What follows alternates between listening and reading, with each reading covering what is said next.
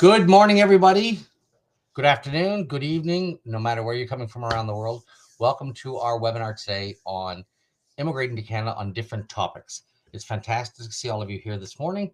And what I'd like to know, greetings from Nigeria. I would like you to put in the chat room, where are you coming from this morning? It'd be nice to see where you're coming from. Put the country that you're in. And I'd also like to know, is this your first, second, third, fourth webinar with us? Let us know. Is this your first time, second time, and what country are you coming from? As you're typing away, UK, Scotland, Jamaica, Indonesia, Switzerland. Wow, we're coming from all over the world. So I guess Indonesia, this could be very early in the morning for you.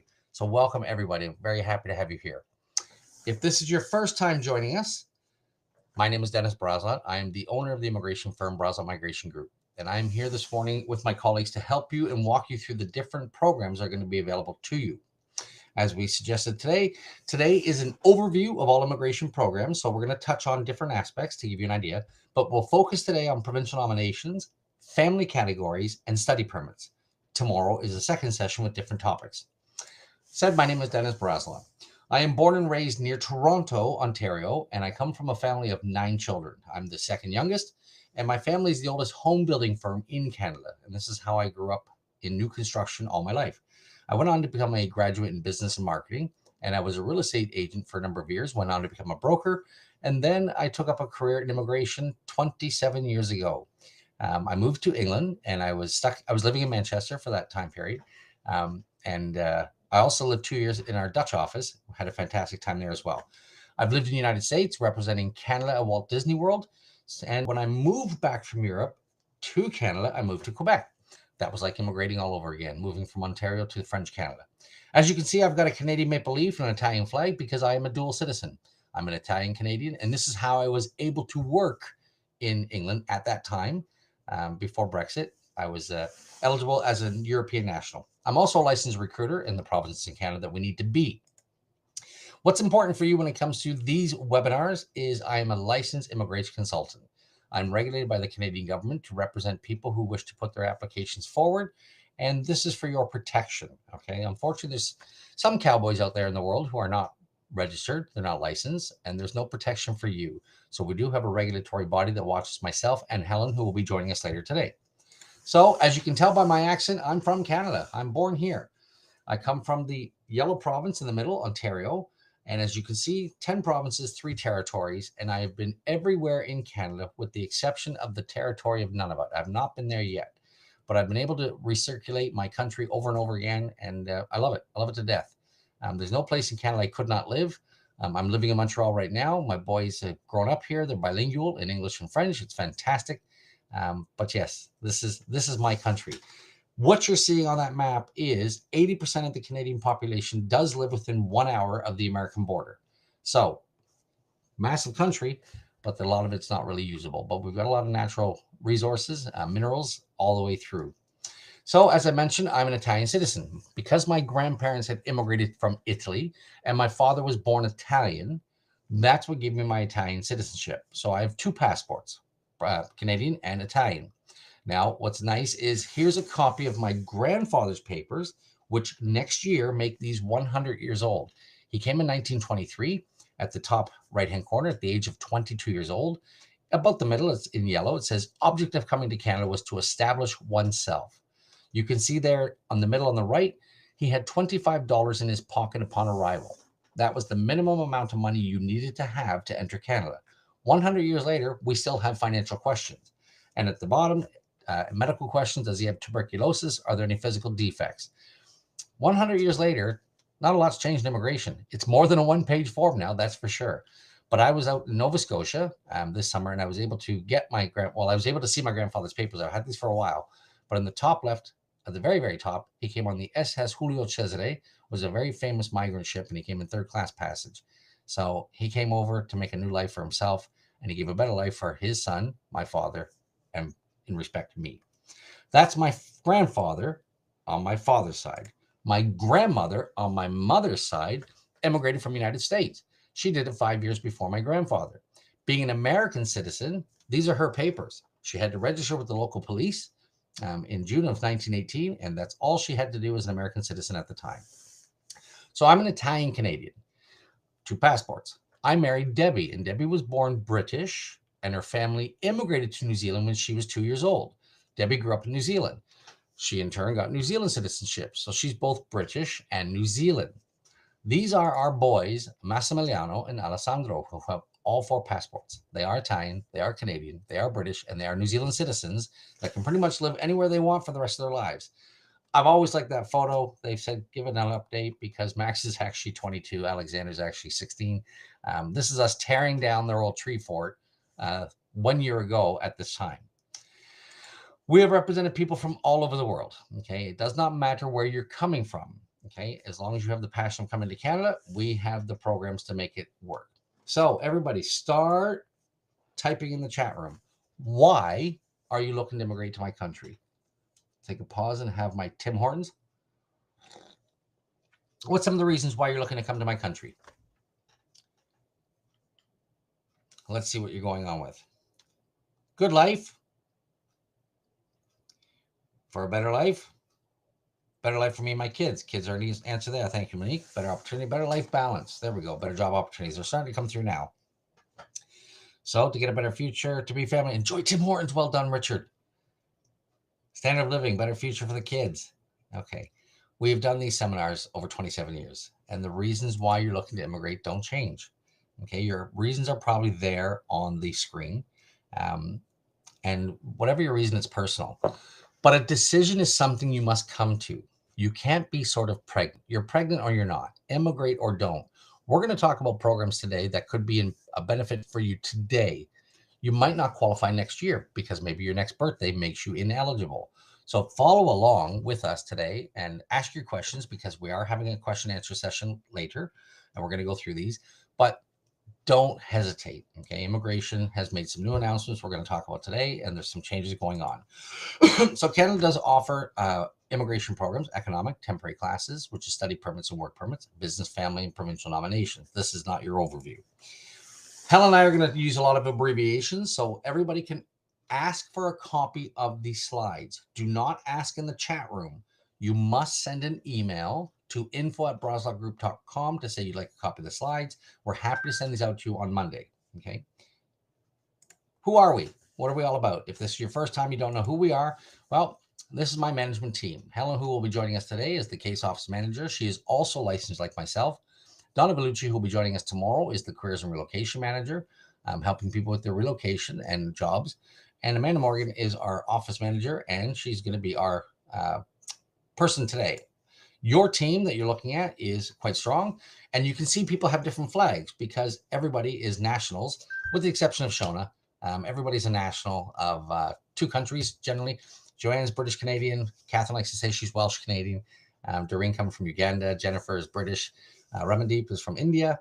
There's my son Max, who has all 4 passports. Shona and Daniela, who joins our team out, who has 3 passports herself.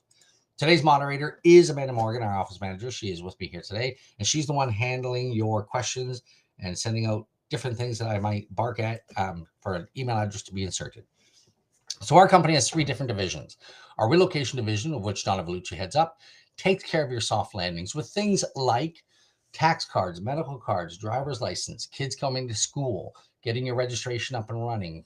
This is what the relocation department is all about, to help you with your soft landings when you're first coming. Some of you are going to need a job to get your visa. Others are able to get a visa first, and then you're going to want to find a job.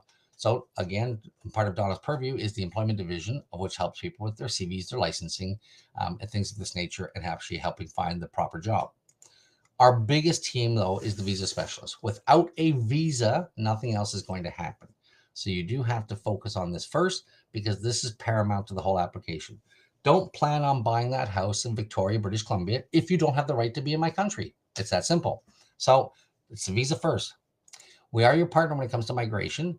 We help you with your immigration strategy to make sure you get it absolutely critical. I'm going to talk about the Olympic Games today. If you are watching the Olympics and you see people in competition, well, how many of those athletes got there without a coach? I would say probably none. You're the athlete. I'm the coach. This is what it's all about. Okay. I'm going to help you prepare to make sure that you're going to be a medal winner and get the proper medal that you're actually looking for. So preparation is key and critical. We're going to focus this over and over again, time and time again. We are going to talk about, which I don't have right now, which Helen's going to embarrass me, she'll have it. We talk about our evaluation worksheet. That's what you see on the screen, page 1. You're going to see a bar at the top. It says press here. Click on that because that's going to give you access to the evaluation worksheet until it's all cut off there. It's actually a 66% discount only until Sunday night. You can only get it through this link. We're going to talk about this further later, and this link will come back up a little bit later as well. But this is what we need to do. It's a 4-page form. It's going to go through all your pertinent details. So here's a sample form here. It's page 1, page 2, page 3, page 4. Hopefully I did that fast enough that you couldn't see my client's details. This is what we need to know because this is going to tell us what programs you're going to be eligible for. You do this online. We're going to come back to you once the report's back. It's going to be a report sent to you about the programs you're going to qualify for, and it will give you the dates and times for your follow-up meeting. This does have a cost, and this has been in your email. This is a 66% discount to $39 only until Sunday night. This is probably going to be the best investment you're ever going to make. 25 pounds, $29 US, 29 euros, whatever your currency is going to be. This is what's going to happen. I can't send the link in the email. It's there at the top. You just press that button, unless maybe I can. Maybe I can. Let me see if I can do this. Now, you do have to do this through PayPal. You do not need a PayPal account. I think I've done this. Yes, there's the link in. It's not in the email, but it's in the chat room. So this is invaluable to you. Okay, we're going to go through your whole program, exactly the different visa categories that you're going to be eligible for, stuff that you might not even thought of. That bar is going to be gone in 8 seconds. So if you want to click on the button, you've got 5 seconds left. But as I said, we're going to be bringing this back again later today. So this is invaluable to you. It's exactly what you're going to need to find out what you need to do step by step. So today's programs is about the overview of all programs, family categories, provincial, and study permits. That's what we're talking about. Tomorrow, if you don't have a registration, you do have to re-register back on our website. Tomorrow is about how to get a job, about work permits, express entry, skilled workers, skilled trades, starting a business, but more importantly, how the express entry ties everything all together. Today's programs, tomorrow's programs, it ties it all in together. So that's what these Canada You Can Go webisodes are all about. They're quick. They're about 80 minutes total, start to finish, with questions and answers. If you're looking for something a little bit more detail, we do have our web expos. These are about 5 hours. Has anybody been to one of our web expos before? Put in the chat room. These are about 5 hours. We go through videos throughout the province. We have different colleagues join us, people about moving and shipping of your belongings, moving your money, real estate agents. We have young Canadians come on and talk. And we send out the agenda so you know what time things are actually going to be on at. If you don't have that kind of time, we have mini web expos, and the next one will actually be on the 26th. So that's 1, 2, 3 weeks from now. And this is about 2.5 hours. Some videos about the provinces, and it's just a shorter and a mini version of the whole big web expo. So that's available at the end of the month. And again, that's free. For our clients, people who have retained us, on the last Monday of every month, we do hold a private client webinar. And this is where we're updating all of our clients on all new immigration changes, what's going on with their files, and everything they're going to need to know. And it's very good because we keep in touch with our clients on a general scale all the time. Like it says, Canada, you can go. Plain and simple. You just got to have the patience, the time, the energy, sometimes the money. We're here to start focusing on your legal and your visa issues. Okay. So we are looking at immigration. Now, it's getting less and less paperwork, but there's still forms you need to do, but they're online forms. And you need to make sure you have these perfected because you can't enter the form incorrectly, or you could have a negative come out on your file when it shouldn't have been. Canada does offer these categories: economic, temporary classes, business, family, and nominations. And this is what the overview of immigration is what I'm going to go through right now. So the economic categories, okay? Economic categories are ruled by express entry. Express entry is not a visa. It's a management tool that regulates people coming through the Federal Skilled Worker Program, Federal Skilled Trade Program, Canadian Experience Class Program, and finally the provincial nominations. So provincial skilled workers, tying the programs together, that's tomorrow, okay? That's what we're going to focus on there. So don't ask questions about that one today because that's tomorrow's focus. Skilled trades, again, is focusing tomorrow. That's that one about people, plumbers, bricklayers, tilers. Canadian Experience Class, we touch on part of that today with study permits and again with work permits tomorrow. Temporary classes, study permits is one of the topics that we are talking about today. Work permits and jobs is again the session that is going to be tomorrow. And reminding you that preparation is critical and crucial, especially when it comes to people doing a job. A lot of people send us an email saying, my visa is sorted, just get me a job. It doesn't work like that because your visa is not sorted, because an employer in Canada is not going to be keen on you unless they know your visa can be approved. You've probably never done this before, but I can give the veracity on the valuability of you actually getting a visa.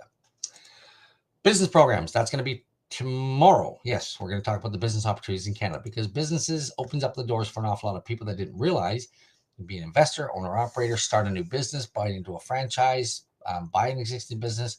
But the money needed to buy a business is not the millions and millions of dollars people think that the business programs for Canada are going to be. This is the kind of money that you're looking to spend. 160,000 pounds, 188,000 euros, 1.3 million TT. So it is a different program available for people, and it's opened up the doors for an awful lot. We focus on that one tomorrow. Family classes, provincial nomination. If you are lucky enough to be married or in a relationship with a Canadian, this could be a way of coming forward, and other ways. And the provincial programs of which has like backdoor entries into the country. 10 provinces, 3 territories. Nobody's similar. Every program is different. Now, when we talk about the webinar today, you've got to remember there's over 150 different styles of visas available. We're giving a broad overview today. Canada, you can go. And without further ado, I am going to welcome my colleague, Helen, who should be with us. Oh, look at that. Come in, Manchester. You always sound nervous when you say I'm going to welcome Helen, as though so you think not going to be there. No, I don't ever think you're going to be there. You're probably out doing your 3-hour run or something. I've done it. I've been. I've come back. I just realized our company shirts. You can't see my poppy. No, you can't. No. No, that's a shame. I'm gonna have to do something. Okay. How are you this morning? I'm okay. I've been for my run, so that's done and dusted. So yeah, I'm all good. Okay. Now, do you want some weird and wonderful news? Yeah, let's go weird. Okay. So weird is it is November 5th. I just want to make sure I get it absolutely correct. And at 5:45 this morning, I walked to the office in 13 degrees. Goodness me, that doesn't seem right. And I'm just pulling it up, and I'm going to be 22 degrees this afternoon. Yeah, but did I hear a rumor that there was going to be snow this week? No. Well, some place in Canada will definitely be snow. One of your staff members in the office there told me that snow was forecast this week. No, not where we are. Okay. Not where we are. But Manchester Place today or tomorrow? Tomorrow, which is why I will not be attending tomorrow's webinar. There you go. So Helen, I'm going to let you take it over, and I will come back and join you. I'm going to figure out my poppy situation. Okay, thank you. TikTok Live showed snow. Yeah, there is a rumor. It won't be long anyway. If it's not this week, it will definitely be coming. So, hi everyone. Amazing to see where everyone's from this morning. It's incredible. Everyone from around the world. So welcome to today's webinar. My name's Helen. I'm the Visa Processing Manager here at Brazolot Migration. And I've been practicing immigration for over 20 years now. So a long time helping families move to Canada. And I am Canadian myself. So I have been through the whole application process that many of you are just starting to think about. I went out to Canada on a temporary work permit, then applied for my permanent residency, and then finally got my Canadian citizenship. So I'm a dual national. Like Dennis said, I am also licensed with CICC, the College of Immigration and Citizenship Consultants.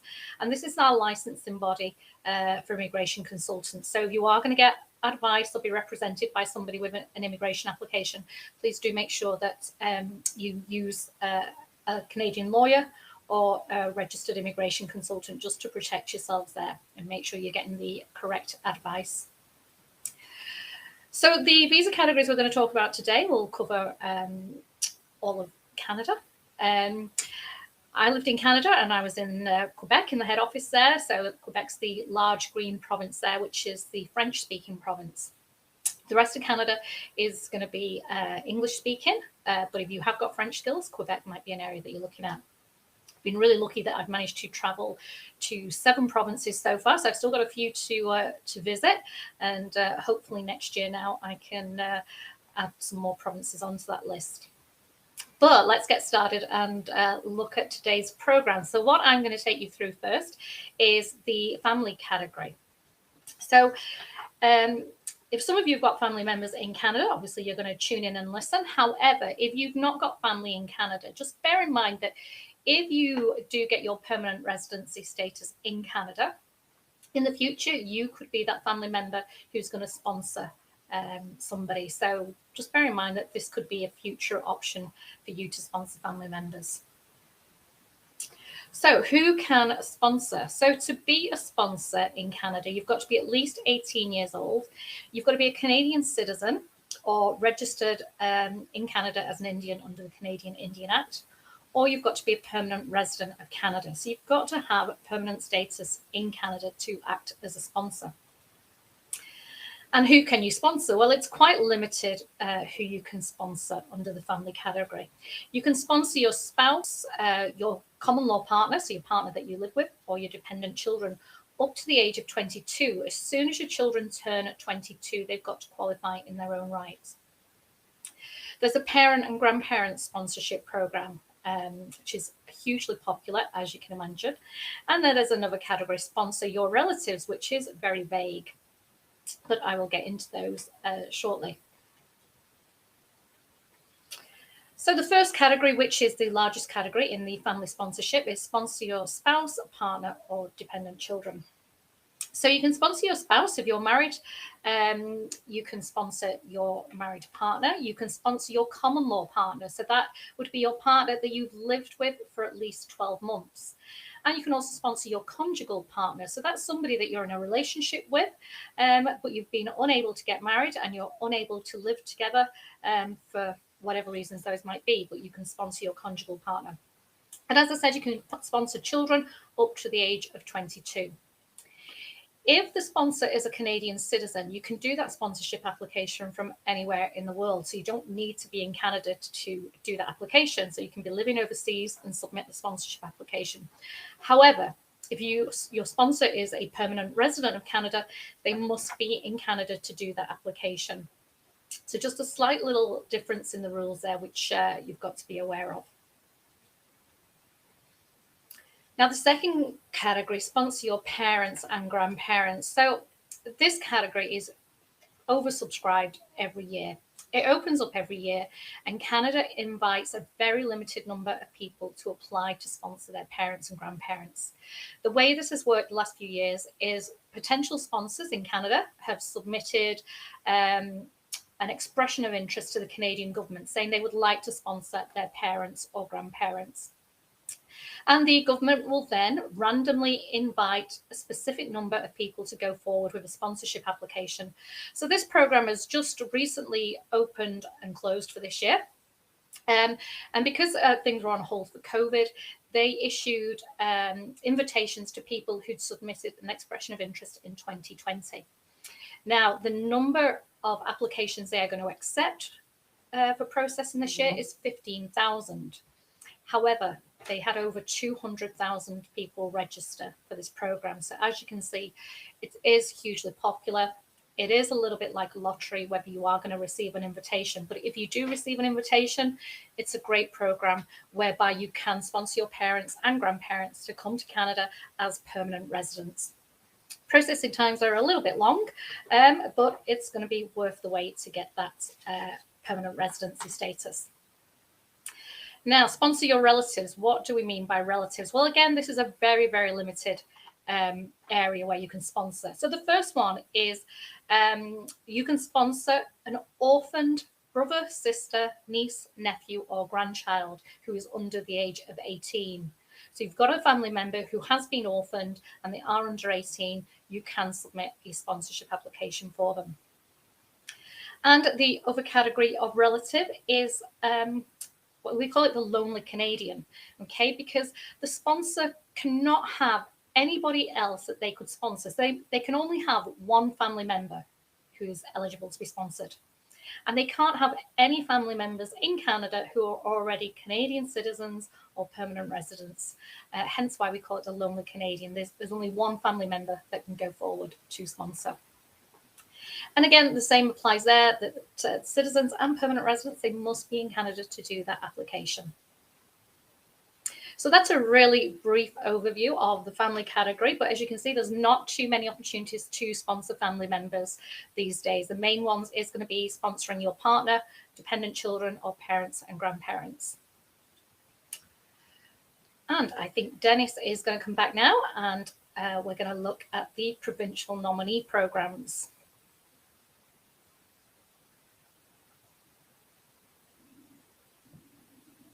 I just wanted to make you nervous that I wasn't coming back. You never make me nervous. Okay, so now you can see. Yes, now you can see my puppy. Yeah, now you can see my puppy. Hello, everybody. Thank you, Helen, for that. And I hate it when we say the lonely Canadian, but I guess that's exactly what they have to be. It's the best way of describing it is it is a lonely Canadian. So, because I don't think any Canadians are lonely. Well, I know, and I think that's why I'm not sure we've ever done an application in that program because it's so rare. Thank you, Helen. I'll see you a little bit later on. See you in a bit. Don't make me wait. Okay. Hello, everybody. If you're just joining us, my name is Dennis Brazolot. I'm the owner of the company, and I'm also a licensed immigration consultant like Helen is. I've got 27 years practicing immigration law, and I am regulated by the by the College of Immigration and Citizenship Consultants, which is your protection. Okay. I'm going to walk you through the provincial and territorial nominations that we have in Canada. We have 10 provinces, 3 territories. This is also has another reason I'm probably taking the shine off my head. Maybe some of you have been blinded. 10 provinces, 3 territories, and all of them offer a nomination scheme with the exception of the territory of Nunavut. We put Quebec on here for simplicity. Quebec is not a provincial nomination program. Quebec is its own immigration program. So when Helen talked about if you have a French ability, you could be good for Quebec. You're also fantastic for other provinces in Canada because there's special programs as well if you are a French speaker. We'll talk about that a little bit later. So let's go across the country. Starting out in the West, we've got British Columbia, Saskatchewan, Alberta, and we don't go into detail on every nomination program because we would be here forever. But you can see that BC has a skilled worker, a healthcare professional, express entry, entrepreneurial schemes, a tech pilot program. Saskatchewan has a Saskatchewan experience class. They also have an international skilled worker, farm category, big farming province, obviously, and an entrepreneur category. Alberta has an express entry system, opportunity stream, self-employed farmer, again, big agricultural there, and foreign graduate startup visa if you're looking at starting a business after you just graduated from university or college out there. In Ontario, we have 5 different streams. So there's a French-speaking skilled worker stream. So if you have a French ability, this gives you some good access. Human capitals, priority streams, entrepreneurs, skills trade, and they also have an expressive interest stream, which breaks down into 5 different subcategories. Quebec has permanent workers, business people, temporary workers, foreign students, and family class. Manitoba has a skilled worker overseas, education stream, and a business investor stream. When we look at Newfoundland and Labrador, they have an express entry, skilled worker, international graduate, an international entrepreneur, and they have a combined one that if you're a graduate and an entrepreneur at the same time. New Brunswick has a skilled worker employment support, express entry, entrepreneurial streams. I'm getting to a point here with everybody. When we have Prince Edward Island, there's a PI express entry stream. Prince Edward Island is PEI, international graduate, critical workers, skilled workers on, skilled workers out, and entrepreneur categories. Nova Scotia has a complete medical doctor stream, a physician stream, entrepreneur, international graduate, on demand, skilled worker, categories A and O, A and B. B is closed right now, but this is the skill application.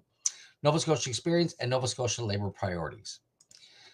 Going back to the top in our territories, very similar for both critical impact workers, skill workers and express entry streams, business streams, and employer streams. For both territories up there. Now, the common denominator between all the provinces is most of them have a student program if you studied in their province. They have an express entry stream that goes back to the federal system.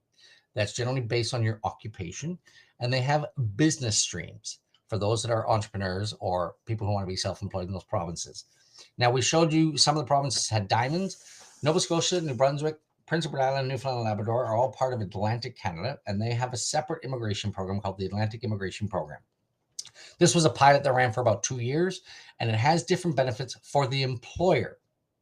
So where the employer has to go through an arduous program to hire a foreign worker, normally with the AIP, they have an easier path to hire employees from around the world or graduates who have just finished in those provinces there.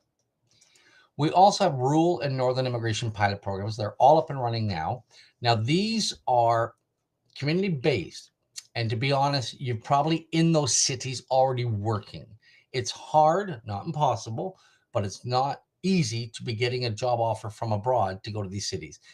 You're there already, and there's an easier pathway for you to become a permanent resident by being in that community, working in a job, being supported by that municipality, plain and simple.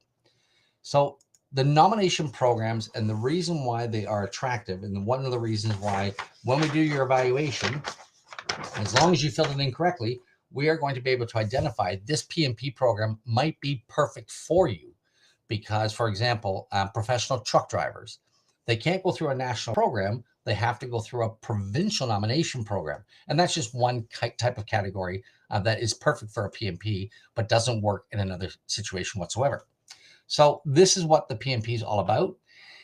You generally get a job offer, go to that province, and then that province will offer you a nomination. So it goes back to the Canadian government to say, we would like these people to be able to stay. They're good for our province because they're faster to react to employment needs. If you're watching Canadian news, sorry, I've got the news on, no sound. But if you're watching the news, we had job growth again in October. We've got a strong economy. We've had growth. We are at the lowest unemployment since 1972.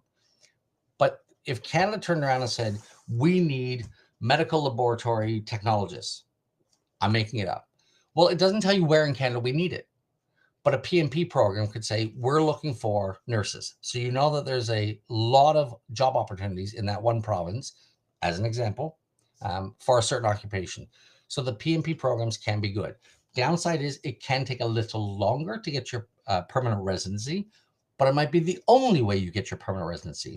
So we will evaluate you against PMP programs when your application form comes in. Coming right back to Helen. Probably caught her off guard. She's probably eating a breakfast or something. Well, no, it's way. Yes, Welcome back. I didn't hear you. You kind of. You did catch me off guard. I wasn't expecting that so quick. So it's probably not the fastest PMP I've ever done. But again, like I said, if we explained every program in the PMPs, we'd be here all day. Yeah, we would. There's so many PMP programs that it's just impossible to sit and go through them all in a webinar. But hopefully you had a little bit of an overview there. Well, that's why for everybody out there, the family categories and the PMPs we go through quick because it's too much to go into. And if it's of interest to you, we're going to do it on your evaluation. But Helen's going to spend some time now going into detail on studying in Canada. I'll see you after. See you in a bit. Okay, so studying in Canada is often something that people don't necessarily think of when looking at relocating. However, it can be a really good way to come to Canada. And we have had a lot of clients who might be a little bit more mature that come to Canada as students because it can offer a pathway to permanent residency. So you do need to have your study permit in order to come to Canada. So what we're looking at under this study permit program is you must have a letter of acceptance from a DLI. So a DLI is a designated learning institution. So you've got to apply to a college or university in Canada and be accepted onto a course of study.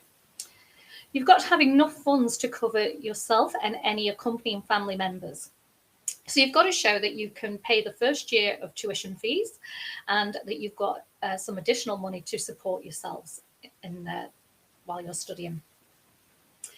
The spouse, if you have got a spouse or a partner who will be coming to Canada with you, they can get a temporary work permit and they can work from day one. Got to think about the length of study. So lots of people think they'll come over and do a 1 year course, which is fine. You can do that. But we do encourage most of our clients to look at doing a 2-year course. And the reason for that is the PGWP, which you see down at the bottom, the postgraduate work permit. Because with the postgraduate work permit, the length of that work permit you're going to get when you finish studying is going to be dependent on the length of your course of study. Okay, so that's why we look at the length of the course of study as well. So looking at the letter of acceptance from a DLI, a Designated Learning Institute, you've got to apply to a college or university in Canada for one of their courses.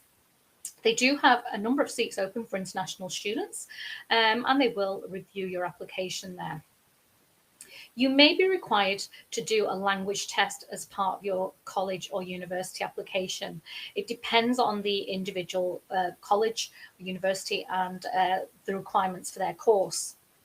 If you are required to do a language test, they will want to see an IELTS report or a CELPIP report. IELTS is available worldwide. CELPIP is available throughout Canada and in a few other countries now. So it is becoming a bit more widely available. In the IELTS test, you must take the academic test and you must score at least 6.0 in each category. So that is what the college or university would be looking at for your standard of English skills to study. And this is a sample letter of acceptance. So this is from the Southern Alberta Institute of Technology. So when a study permit application is submitted, you must have your letter of acceptance.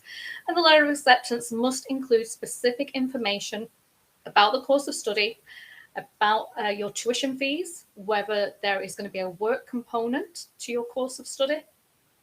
And so the Government of Canada wants specific information in that letter when you're applying for your study permit. And with the study permit program, you can apply to colleges or universities anywhere in Canada. So if you've got family or friends living in a specific area of Canada and you'd like to go to that region, you can look at colleges or universities there and apply to those colleges. There's a number of colleges right across Canada who will accept international students and are authorised by the Canadian government to register international students. Here's a list of some of the colleges out in Western Canada and across Eastern Canada as well. You can see there a large number of colleges in those areas.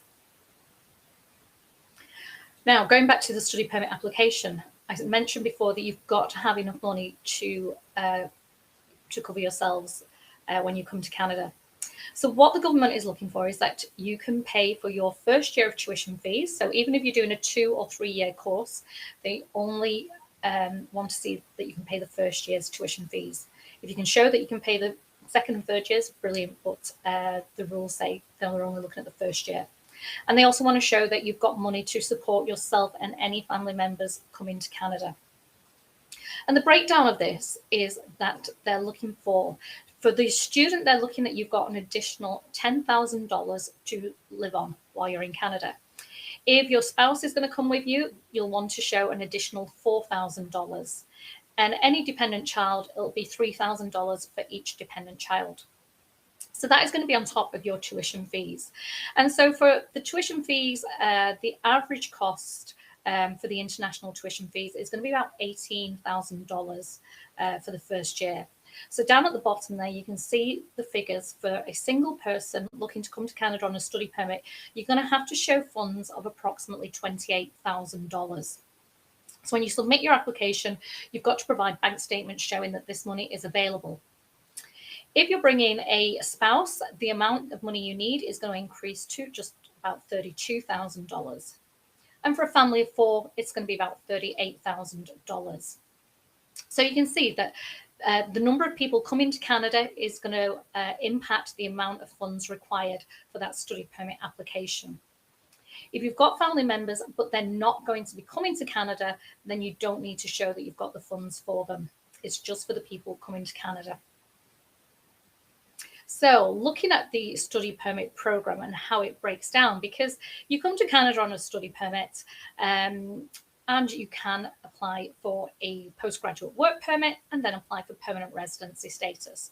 So this chart here just shows based on a January 2023 start date, because lots of the colleges have September start dates and January start dates. So anybody wanting to dive straight into the Canadian winter, you can come along for a January start date. And so for a January start date, the yellow block there shows that you would get issued a 2-year study permit in Canada. Okay, so that study permit be issued around about November, December, ready to start the college course in January. The purple blocks there show that you're going to have the 2-year course, and it's going to be broken down into 4 semesters. There's not going to be a longer summer break there, so you're going to have 4 equal semesters. During those semesters, the student can work. Actually, there's a new rule that's just coming in the next couple of weeks, whereby for the next 12 months, students can work full-time while studying. Usually, the student can only work up to 20 hours a week while studying. But there's a temporary rule coming in that for the next 12 months, students can work full-time. Usually it is 20 hours a week, but then during any scheduled breaks, students can work full-time there. A spouse can work full-time from day one because they'll have been issued a temporary work permit as part of the study permit application. So you can see it's a 2-year course that's going to take us up to about May 2024. And then the student, once they've graduated, can apply for a postgraduate work permit. The work permit then will be valid for up to 3 years if you've done a 2-year course. So you can see then that work permit is going to be valid until 2027. So in that 3-year period, then the student, you've got to look at getting some skilled Canadian work experience, and then you'll be eligible to apply for your permanent residency status. And many students now are applying for that permanent residency status through a provincial nominee program that Dennis just spoke about before, and you'll have noticed that lots of them do have student programs available. So the next chart is looking at a September start date, which is when most students start their courses. So it's a similar process. September start date, the student is still going to get a 2-year study permit. But you can see there in between the semesters, there's a big break in the summer. So during those summer months, the student can work full-time before going back to college in September. Same process applies though. Once you've graduated, you can apply for a postgraduate work permit. And then once you've got some skilled Canadian work experience, you can apply for your permanent residency status, probably through a provincial nominee program. If your spouse is going to come with you to Canada, as I mentioned, the spouse gets an open work permit from day one. So the spouse can take any employment from day one in Canada. However, once the student has graduated, in order for the spouse to get a new work permit, the student must have a skilled job offer in Canada. All right, so once a student's graduated, if you are bringing a spouse, you can't just sort of sit around and relax and think, gosh, that was a tough 2 years studying.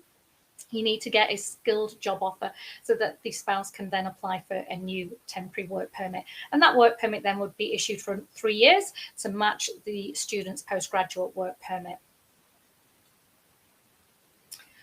So some of the benefits of coming to Canada on a study permit. You can apply to colleges or universities in your preferred location. So if you've got family or friends living somewhere in Canada and you want to go and join them, look at the colleges in that area. The student can work while studying. So whether that's going to be part-time hours of up to 20 hours a week or full-time, depends on whether Canada will extend this temporary rule about working full-time. But the student can work. During any scheduled breaks, the student can work full-time. If you're bringing a spouse or partner, they can work full-time from day one as well. And any accompanying children are going to get study permits, so then they can go straight into the Canadian school system. Providing the student completes the course and graduates, they can apply for a postgraduate work permit, which is going to be issued for anywhere between 1 and 3 years. And then during that time, as I've mentioned, if you get skilled work experience, you'd be looking at applying for permanent residency, either through a provincial nominee program or through the Canadian Experience Class category. So there are programs in place to try and help the students transition to permanent residency status. So preparation is key and critical for the students. Everything's got to run in a specific order. You've got to get that letter of acceptance from a DLI before you can go forward and apply for your study permit. You might also need a co-op work permit as part of that application. You've got to apply for your postgraduate work permit as soon as you can. Okay, so as soon as you graduate and you've got the necessary documents, that postgraduate work permit application has got to be submitted. And then the permanent residency application has got to be prepared within that time. Now, Dennis mentioned he didn't have it, but obviously I do because I'm more organised this morning. This is the evaluation worksheet, which he mentioned earlier. And this is a form you need to fill in. But for the students as well, we have got a study supplement, and we would ask that you fill this in as well, just to give us a little bit more background on your application. But filling this form, the bar was up before. I'm sure Dennis is going to put it up again. It is a 4-page form, and you'll notice on page 2 there is a questions saying, would you consider a career change, i.e. studying in Canada? So if you are interested in studying in Canada, please make sure you do tick that box. So to access the study supplement, please click the red button there across the top of your screen, and that will take you to that study supplement, which you can complete and send to us.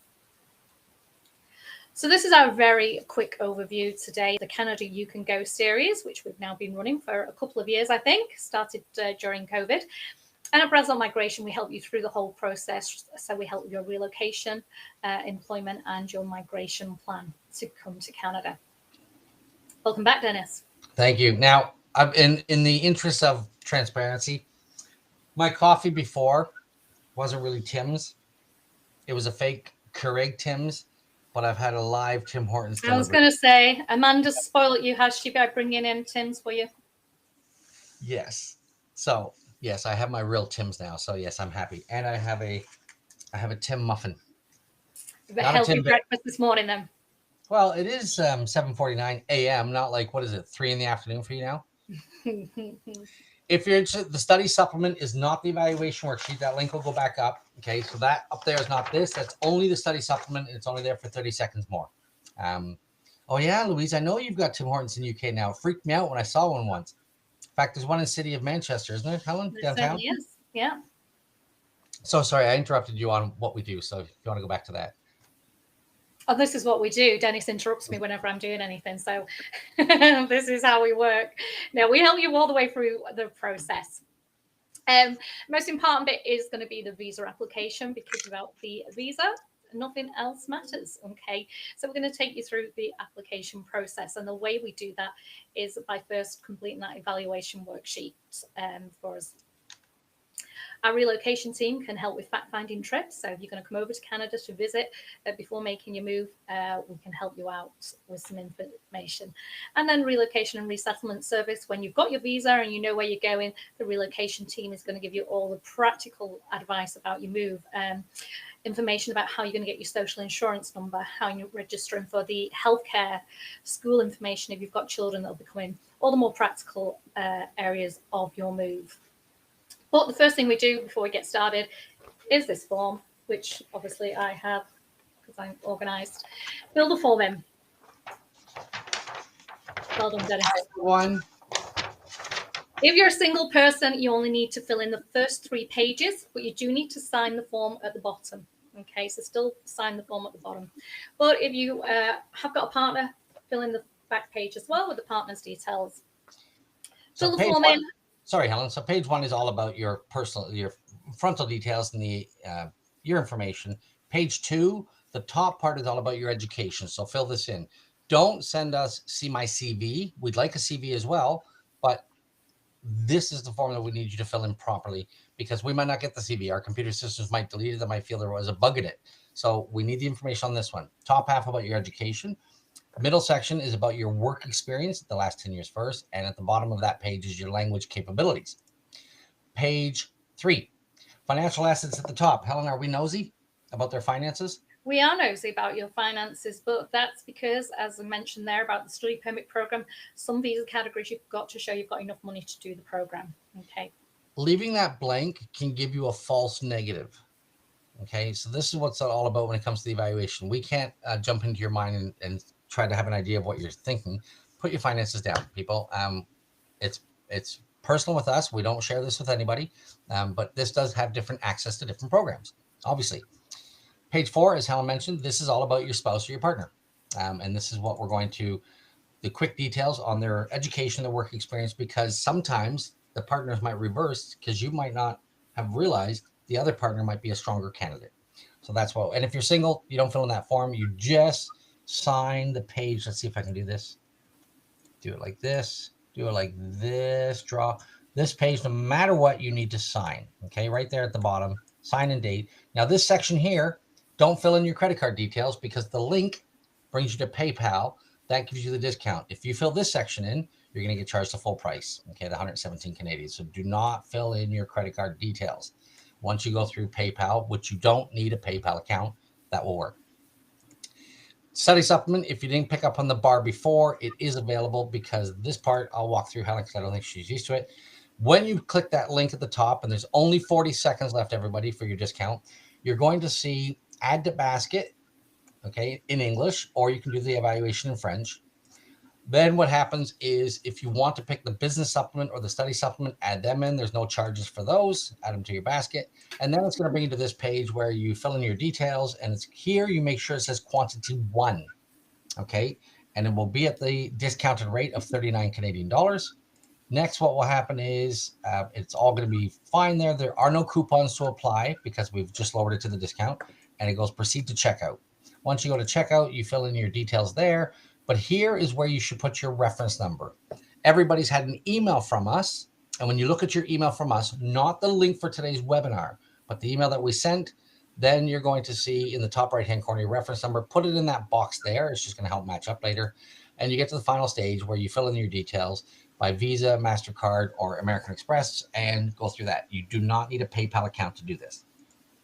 This assessment and your private meeting is $39. Okay, 25 pounds, 29 euros, 29 US dollars, 39 Canadian. It's all going to be charging Canadian dollars, by the way, just what the equivalent will be. And if we don't meet you face to face, then we're going to meet you via Skype. Okay, we have our meetings this way as well. You'll get your full report sent out within 2 or 3 days, showing the programs of how you're going to be qualified. And from that point, we're going to arrange your meeting. Payments are secure. It's done through PayPal. Nothing funny about that whatsoever. If you're interested in tomorrow's, you have to go back to our website and re-register for tomorrow. And people pay attention. A lot of people do a copy and paste. Make sure your email address is right. We've had a lot of gmail.com. You won't get the link. And we can't pick up on that because we don't have any staff over the weekend. So go ahead and register for tomorrow. If you want to rewatch this is on our YouTube channel. You can go back and rewatch what Helen and I talked about today. No problem there. And don't forget to subscribe to our channel. Okay, plain and simple. You want a little bit more as we talked about? We've got our full web expos. Our last one was September 11th. The next full web expo won't be until 2023. But you can register on our website. It'll say for other programs that we're running. Our mini web expo will be in 3 weeks' time on November 26th. And that is a lot of repeat today, a little bit more about the programs, but we show videos of all the provinces, and we have our people who help you move money and help you move your belongings and your pets join us. As a reminder, for our clients, we hold a private client webinar on the last Monday of every month. I think John is here today, Helen, one of our clients who became a client, I think, Saturday and joined right into the webinar on Monday. So welcome, John and Gina, and hopefully you found that useful. So we want to thank you. Like I said, we do these as quick webinars, and now we're going to go into question and answer mode. So start typing your questions in this chat room, because Helen and I are going to go through this step by step with you. And let me pull this up. If I go here, I go to here, and I go back to here. Helen, Vito would like to know. Does a cousin on my mother's side count? Vito, it would only count if you were the only relative. So that would be the lonely Canadian. Other than that, a cousin is not going to be able to sponsor you.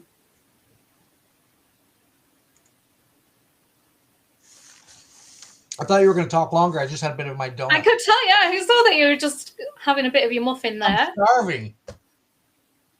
Honestly. Jahat, whether chartered accountants can go through PMP. Yeah, they can. But for many PMP programs, you are going to need a job offer first. Yeah. I got 5.5 total general. What program can I apply? Well, there are some programs you can apply, but if you say your overall was 5.5. Canada does not take your overall score in the IELTS examination. Each individual score is all they look at. I think you asked this question during the study program. And if it's study, remember you need 6.0 in the academic test in each capacity of reading, writing, speaking, and listening. If you're looking for immigration, you can't use the harder test. So not the academic. You have to do the easier test called the general test. And that one, you just get different points based on what levels you have. So if you're a tradesperson, you've got excellent scores. If you're a skilled worker, your scores would need to come up. Helen from Anita. Hi, Anita. For a working permit visa, at what point in the process can you apply for a job? Well, you need the job first, Anita. So you must apply for the job first. And once you've got the job, then you apply for the temporary work permit. Now, Helen, I just interviewed Anita yesterday. So welcome, Anita. If it's the same Anita Moore, but yes. From Jordan, how long does the overall process take for immigrating? I.e., my partner and I currently have a 5-year plan to be in Canada for 2027. So when is the best time to start the immigration process? We want to make sure we don't miss anything. Jordan, excellent question. Let's say you're qualified for a permanent visa upfront from the country that you're sitting in. It takes us about 3 months to process a file, 3 to 4 months, depending on what country you're coming from and how swift you guys are. So let's say the file is submitted by February and Canada selects your file in March. Come March, you're going to see the permanent visa issued around December of 2023 to April of 2024. In that zone is when you should see your visa issued. So that brings you to 2024. Now you have just under 4 years to use it or lose it. So where you're thinking about 2027, get started today, have a meeting today, because it might be exactly what you need to do. If you wait 4 years, that's 4 years of age points you're going to lose and risking immigration. And changes to immigration. Of what would happen there. So thank you for the question, because it can be a long-term package. I mean, we get a lot of, for example, British guys and ladies coming out of the armed forces. They know they're not getting out for 3 years, but they can start doing their processing now and get things ready. Can I get this offer on Monday? If this was for the evaluation worksheet, it finishes Sunday night. Is there an age limit on study programs? From Louise, Helen. There's no age limit, Louise, for the study programs. Sometimes we've just got to think about, depending on age, sometimes which province you're moving to, because to apply for the provincial nominee programs, some provinces have an age limit of 55. Pooja, I have a master's degree from the United Kingdom and I want to get a study visa for Canada. Then what will the IELTS requirement? It's still going to be 6.0 academic in each category. However, this is not an immigration rule. This is the institution's dependency, and they might not require it from you. So it's not a mandatory that you have to have it for the study permit. It depends on the course you want to study, where you're coming from. I'd say because you've got the master's degree from the UK, it would most likely get waived, the IELTS. Up to what age do you receive a study permit? Melanie, Helen just answered that. Any age. My total IELTS score is 5.5. I think we just answered that one as well. Mm-hmm. My spouse is 46 years old. What's the odds of him getting a study visa? Happy? I'm happy to tell you there's no age cutoff. We've had very mature people come to Canada through study programs. We've had very young people come to study to Canada. So the odds aren't against you, but it will depend on what the study is, the program, the background, and what area you're looking to study at. That's going to be critical to you. Go through the evaluation worksheet. We're happy to go there. If I come as a student, do my children qualify to study in the university as a home student, or do they pay international fees? From Gabrielle. So Gabrielle, if you're a student, your children can go to primary and secondary school free of charge. After that, your children would pay international student fees. If, however, you came on a skilled work permit, some provinces offer the students can pay domestic rates if the person's on a work permit, not on an open work permit, okay, but on a skilled restricted work permit. Brianna, what if you don't have the funds, but a parent guardian does? Can they support you to move, or must it be you? Brianna, Canada doesn't care where the money comes from. Okay, so yes, our younger students, obviously parents fund their college and university education, so that's absolutely fine. And yes, it was Anita who I interviewed yesterday. For you, Helen? Louise, do the study programs include postgraduate programs, e.g. masters? Yes, they do, Louise. Yep, that's not a problem. Oh, we got a big one coming up from Vito. Okay, Vito realized that you're only allowed 2 questions, so 7 questions in the second one. What if I already have an express entry account? Great, Vito. You wouldn't be here if it was successful. That tells us one thing. Also have some provincial entry account for Saskatchewan and Brunswick. Great, you wouldn't be here. I also have an IELTS as well as a WES. Where does your team come into play in terms of assisting get a provincial nomination express entry invitation to apply? That's, Vito, what this is all about. We'll have a lot of people tell us what their express entry scores are, or they've put an application online, and you have every right to do so. There's no problem with that. There is no obligation whatsoever to hire a licensed professional like myself or Helen. As I said in the beginning, I'm the Olympic athlete coach. So is Helen. We make sure we get medal winners. That's our track record, plain and simple. The athlete already knows how to do their sport or their discipline. We're just going to make sure they're better and they're seen in the best possible light. Plus, there's other avenues you haven't thought of yet. I had a client yesterday asking me all the finite questions about who, what, where, why, and how. We're not vague, but we can't give advice over a web, okay? Because one person hears something and another person goes off and does something else. So that's dangerous. But we do maximize people's files, and we can show you how you can actually be selected. Must I write an English exam to get admission to Canada? Well, you said you've already got the IELTS, so you've done the English exam. I come from an English-speaking country, and all my education has been taught in English. Vito, that's fantastic. But Canada instituted the English language testing system years ago because even though England, Scotland, Ireland, Wales, Australia, New Zealand, parts of South Africa, United States, just to name some of them, are English-speaking countries, not everybody born and raised and educated in those countries are fluent in the English language. So that's why there's a level of points awarded depending on what level you actually have. Our biggest thing is, unfortunately, trying to get our clients to maximize their English and having them go back to rewrite it. Your presentation only applies to postgraduate diploma or master's. Does it apply to PhD students too? I don't know where you picked up on that, Vito. It applies to one-year diplomas, PhDs, masters, bachelors, college diplomas, apprenticeships. It's not limited to one type of diploma. After studying, what is the possibility of not getting permanent residency before the postgraduate work permit expired? What happens then? Can the work permit be extended? You can't extend the postgraduate work permit. So we'll have clients, you have to maximize it and you have to make sure you're doing the right things. I can't control what a client does in Canada, but if a client comes out of school and they've just taken nuclear engineering for 4 years and got a degree and then walks out and gets a job as a bartender, that's not going to qualify. And that's not what Canada's looking for. We want you to get a skilled job. Can your team help get temporary work visa without a job offer? If you're young and you're from the right country. If not, you need a job offer, and that's what we help assist clients with. And that's tomorrow's webinar. So we won't be answering any questions about the job today because that's tomorrow's webinar. Or did you want to answer this one, Helen? No, you've answered that one fine. Oh, we got another big one here. This one's yours, Helen. Hi, Sophie. I previously done the immigration assessment process with you a couple of years ago, but would like to review our application options in the current immigration climate. Should we use our previous reference number from when we met with Dennis last time, or the new one from registering for today's webinar? Sophie, if you've done your assessment over 18 months ago, you have to do a new one. I'm sorry. But if it's under 18 months, then we can use the one that you had. I've got to, I think I missed one here. Yes, one got missed here.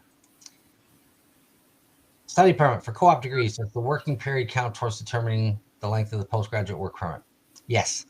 Akilo, you need 2 years of study to get a 3-year postgraduate. If you do 1 year of study, you're only guaranteed 8 months. You'll probably get 1 year. Alicia, I'm Alicia McHugh and I'm having a financial problem. How can I get some help to get to Canada? Alicia, unfortunately, a lot of the programs do have a financial requirement, and there's no loans or bursaries granted for study programs. You have to self-fund this. So you can do an evaluation. We can walk you through what your options could be. But maybe you have to wait a bit to get this sorted, but it can be sorted. Let's see. It depends on the size of the question, whether it skips or not. Okay. Michelle wants you to answer this. Hi, Michelle. You moved to Canada on a student visa. Does the postgraduate work permit mean you have to get a job related to the studies, or can it be skilled work in a different job not related to your studies? Yeah, so for the postgraduate work permit, you can get any job. You can even get a low-skill job. However, if you're looking at getting your permanent residency status, chances are you want to be getting a skilled job. Now, we went through the provincial nominee programs earlier, and each of those programs, if you're going to apply for through a provincial nominee program, they've all got slightly different requirements. So some will accept low skill job applications, but it doesn't necessarily have to be related to what you've studied, except if you're in Alberta. If you're in Alberta and applying to their provincial nominee program, your job offer does need to be related to what you've studied. So it all depends on where you're going, which province you're moving to, what the requirements are going to be a little bit further down the line. Okay. I know that's not a straightforward answer, but. Fatima, my brother and sister-in-law and their 2 children lives in Canada. Can you give me sponsorship? No, that stopped in 1991. Helen went through the sponsorship requirements earlier.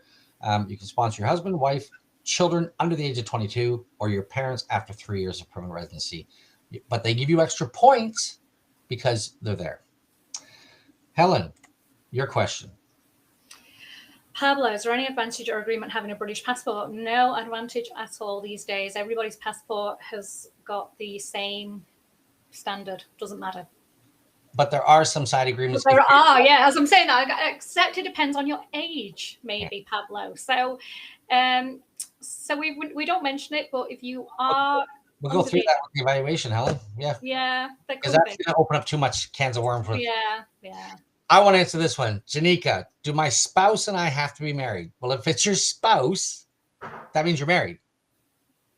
But if it's not your spouse, if it's your common law partner, you don't need to be married, but you have to show you've got at least 1 year of common law living together. I just love the question. I just wanted to have a little bit of fun with that one. And do your spouse and I have to be married? Preferably to each other. That's also important.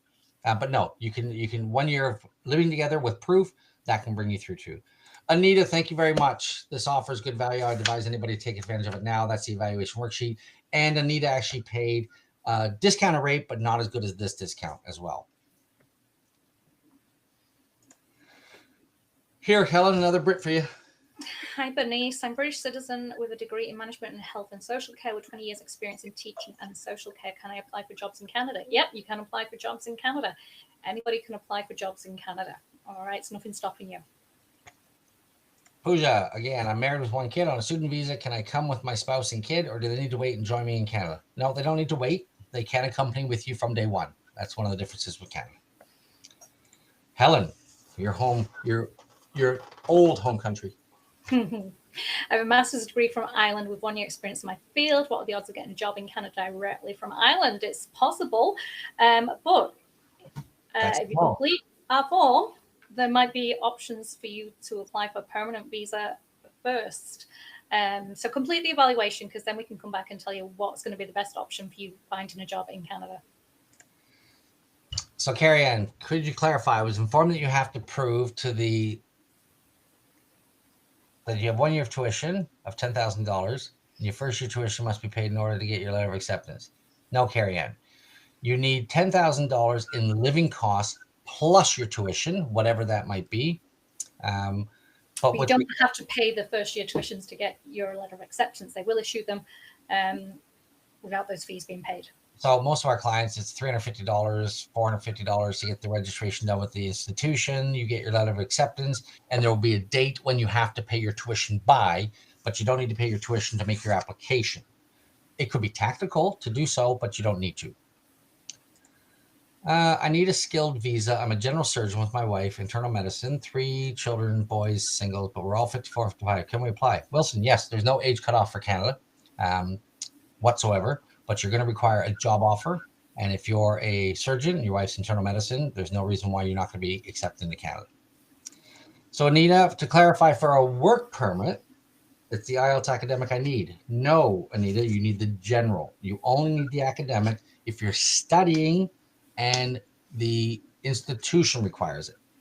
So it's not immigration. So you don't have to do the academic.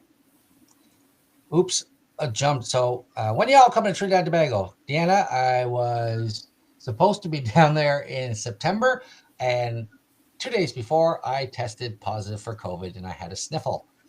Probably down again in early January. So if we don't do your meeting online, we'll be doing it face to face. But I'll be down to Port of Spain very soon.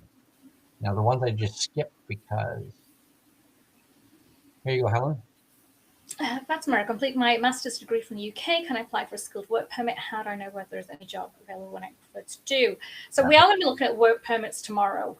So I would encourage you to register for that. Where Donna from our Careers and Relocation Department will be chatting to you about employment in Canada. There's nothing to stop anyone from applying for jobs in Canada. Okay, but you need to get the job offer approved by the government in order to then apply for your work permit. Okay, but you can apply for jobs right now.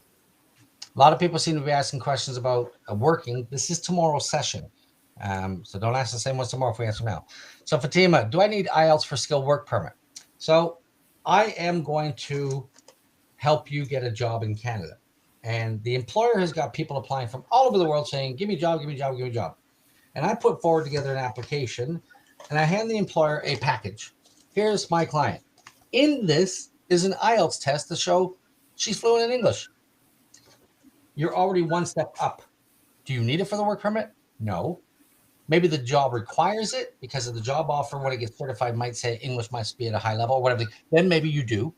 But officially, you don't need an English test for the work permit, but it only maximizes your file. You're going to need it for your permanent visa anyways. So, and it's valid for 2 years. Helen, you get the big one this time. Thanks. Hi, Daniel. Single from Nigeria. I'm a graduate of engineering with 9 other different professional diplomas, both in mechanical maintenance, maritime safety, and security management. Engines, gosh, highly skilled. I'm a senior skilled offshore drilling rig mechanic, mechanical maintenance technician. Can I get a job in Canada and relocate from here? Yes, potentially. You can. That's it. Daniel. Donna will talk more about this tomorrow. For those who missed out on the discount evaluation, I put the link back up. It's only there for a couple of minutes because you're asking the questions that gets answered. Vito, lots of laughs. Sorry, I'm asking beyond my limit. Thank you for responding. Not a problem, Vito. That's what it's all about. I will only make the payment on Friday. Can I secure today's discount? Ernesto, unfortunately, not through the link. Unfortunately, when we offer a discount, it's offered. We can't keep going back and forth to change the website all the time. Sorry, it's good till Sunday night. But it's still great value at normal price. Don't kid yourself there. Would a postgraduate work permit be awarded if you were given a scholarship to finance your studies from your home country? Akela, that's fine. Canada doesn't care where the money came from. Okay, you just can't get the money in Canada. Now, some countries, if they do give you a scholarship, do put a condition in your scholarship that you must return. So you've got to be careful on that one, and we can talk about that later. A lot of African countries do this. Do it today if you can. I paid more than you will have. Oh, yes. From Anita, yes, she did pay a little bit more. I'm doing my degree in social work and want to move to Canada with my boyfriend and little sister. What's the procedure? Akela, unless you have, Helen, explain the custody of the little sister and how that. You would need, the only way your little sister can be included on the application was if you've adopted her with no guardianship anymore. So plain and simple, I think they have to be orphaned, right? Orphaned, yeah, sorry, yeah, there's the orphaned, but you'd have to be a permanent resident in Canada before you could do the sponsorship application if you've got an orphaned sibling. Anita, you're welcome. I am a 44-year-old British mom. Are you married? Good. I am HR professional, 15 years, registered nurse for 7. I have a master's degree. I seem to have lost lots of points due to my age. So what are my options here? I would prefer to apply as a nurse, but I've heard UK trained nurses most times are required to do additional bridging course, which you can't do without being a resident. My nursing degree from the UK is likely to be evaluated as needing a bridging course to areas not covered in my UK training. Mary, we're quite successful with people like yourselves. Do the evaluation worksheet because some provinces can offer you temporary licensing whilst you're getting it up and running in Canada. Maybe you take a step down, only temporary, because you want to be a registered nurse here.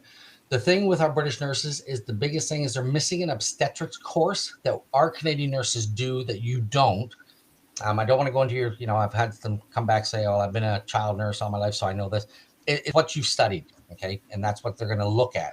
But it's not impossible. Your age is fine. You can be quite successful still. Jennifer, I am 50 and trained in admin in various fields. Also have a 22-year-old with autism. Does he need to apply on his own? I am his carer. Helen. Yes, he would need to qualify on his own rights. But the autism isn't an automatic stop. It depends on the level of severity. Correct? Yes, but then there could be other issues. But do the evaluation worksheet, and then at the meeting, then we can get into that more detail for you. I have a client started the other day. One child has mild autism. This isn't going to be a problem for Canada, but obviously they're under the age of 22, so they're included with the file.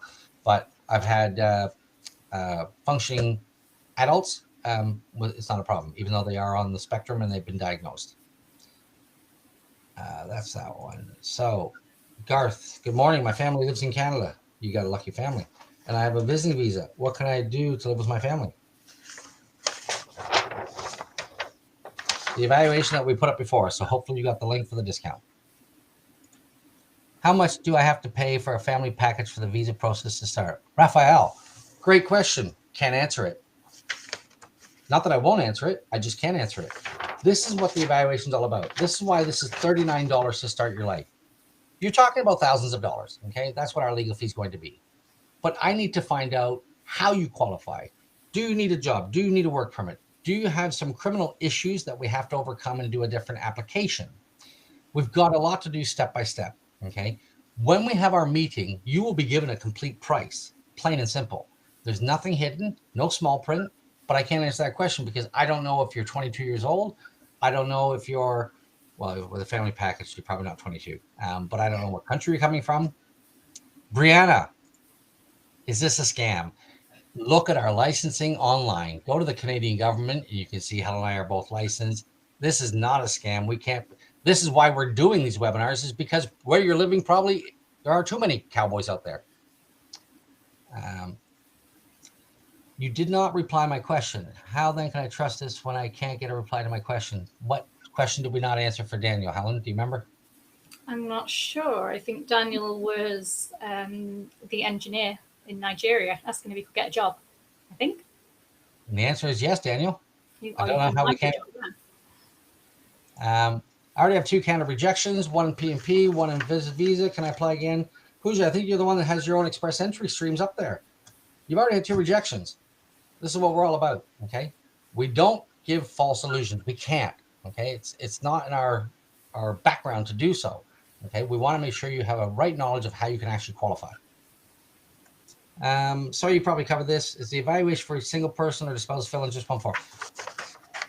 You, spouse is on the last page, or partner. A couple is one form. A single person is one form. Okay, so don't fill in 2 separate ones. Don't pay for 2 separate ones. You're covered by both, Louise. I have 10 years experience, exploration, geophysics, looking to transition, obtain certificates. What are my options? Akilo, it's going to be the evaluation worksheet. This is how we talk to you about your options, okay? And this is why people are asking about their occupation today. This isn't the focus of today's webinar. Thanks, all. We're looking forward to tomorrow's session. We will link to the forums be up tomorrow's session as well. Yeah, Richard will be up tomorrow because it's good until tomorrow night. And Helen, we got to the end of our questions. Actually, on time. It's the most unusual for us. I'm not seeing a link. May I ask you to put up the link again? Where should I get it? This link will be up. Everybody, if you want the link, it's there. I know it says it's for a period of time. It's going to be there for 30 seconds only. Press the button at the top where it says press here. You've got 30 seconds. Only if you're only joining us today, this is the last chance you're going to get to the discounted evaluation worksheet. Okay. Press the button at the top. It's going to be gone in 30 seconds. I'm going to be taking it down. and we have to move on. I can just see that Anne-Marie said, can we do both evaluation, study and work? It's a one form, Anne-Marie, and then we will look at all the options for you, whether that's study visa, work visa, permanent residency status, and we'll do that, okay? So I want to thank everybody for joining us today. We're now at the end of today's session. The webisode tomorrow is about work permits, how to get a job, business categories, express entry. Everybody, we've come out of our way. Mandy and I have come in at 5 o'clock this morning. Helen got to come in at 3 in the afternoon, but we have provided this free of charge. Please take time if you liked what you saw today, except the one person who wanted to know if this was a scam. Please go, give us a rating, give us a 5-star on Google, give us a 5-star on Facebook, please. It helps other people out there find the right possible places to go. Helen, I'm going to do a video today, but not the video that you're thinking. Oh. But not the video that you're thinking. Any final words from, sorry, frog. Any final? No. Just from me, there was a lot of questions about jobs and work permits. So I would encourage you, if you can, watch tomorrow's webinar, because Donna and Dennis will go through that. And also the express entry one tomorrow is really important as well for looking at getting your permanent residency status. So do register for those and join them tomorrow. I won't be there tomorrow. So thanks for joining us today. Nice to chat with you online. And we'll see what video Dennis has got lined up for us. And for those that can't see my pop, it still is there. But everybody, thank you very much for joining us. Hopefully you learned a lot. Hopefully you've got enough confidence to go forward to the next stage. It's relatively inexpensive to go do it. And we will work with you on a personal one-to-one basis to answer these types of questions personal. Then we can go into detail with you. But, just saying, what can we do? That's a general question. So let's have a little bit of fun, and let's give you a quick history of Canada, and maybe we'll see some of you tomorrow. Have a good day, everybody. Thanks for joining us. Take care, everyone. Bye.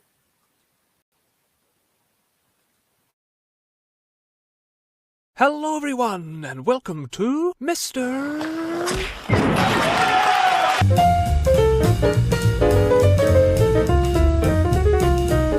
This is North America, and the literal icing on the top here is Canada. Now, let's check it out, eh? Canada is the second biggest country in the world by total area. A vast expanse of forest, prairie, mountain, tundra, and subarctic iciness, bridging 3 oceans in a bracing chorus of 50,000 islands and 30,000 lakes. And yes, it's all very scenic, so let's just stop before the other countries get jealous. This gargantuan resource-rich mass of Earth was settled first by Paleolithic tribes crossing over from Siberia, hunting musk oxen, mastodons, and mammoths. These indigenous peoples, for millennia, survived as hunter-gatherers in places like this, killing their prey with stone tools in the bitter cold. Over time, many tribes established settlements and moved on to agriculture and pastoralism, subscribing to an animist religion overseen by shamans and expressed in ceremony. War between clans occurred, and slavery was practiced, most commonly in the Pacific West. The first Europeans arrived around the year 1000, Vikings, who settled for some time in Newfoundland and then went away. In 1497, John Cabot explored the Labrador coast in a fruitless search for a northwest passage to Asia. Since the waters were so abundant with fish, Europeans began angling en masse here, but for decades none of them were really interested in settling. In the 1530s, French explorer Jacques Cartier navigated the St. Lawrence River and gave the land its name, Canada, after the Iroquois word for village. But domestic troubles stymied any efforts to French colonization, and it wasn't until 1605 that Samuel de Champlain established the first settlement at Port Royal, Nova Scotia.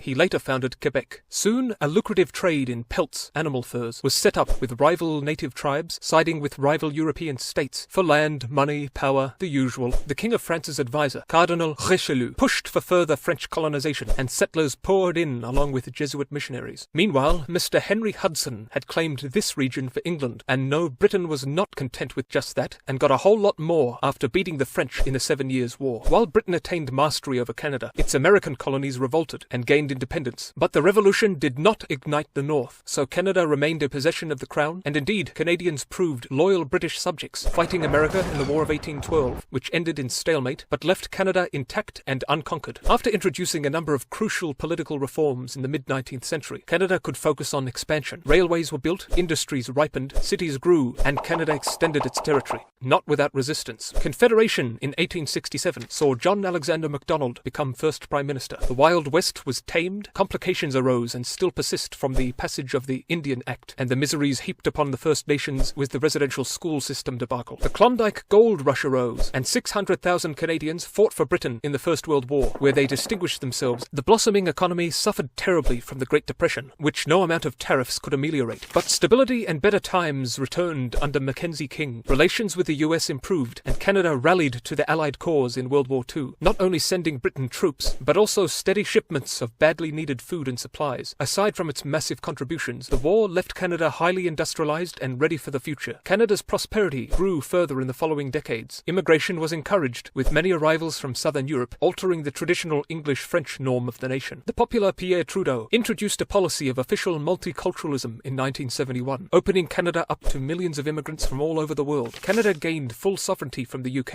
in 1982. Meanwhile, separatists in Quebec were calling for independence. Their referendum would be narrowly defeated in 1995. Canada has been an active participant in many UN peacekeeping missions and refused to join the US invasion of Iraq. Canada today is among the richest countries in the world and ranks among the highest in quality of life, and millions of tourists travel to it every year, visiting cities like Vancouver, Winnipeg, Montreal, and Toronto, and visually supping on the impossibly attractive natural wonders found all over the country. I personally wouldn't mind stopping by that serene slice of heaven, Prince Edward Island, immortalized by Lucy Maud Montgomery in her Stories of Anne of Green Gables. So that's the super quick history of Canada thus far, a blessed land that has given us a lot in science, literature, sport, cinema, music, and most importantly provides our pancakes with pristine maple syrup. Not bad for a country whose national symbols are a leaf and a beaver. But what awaits Canada as it strides on into tomorrow? Comment below, but for now, bye-bye!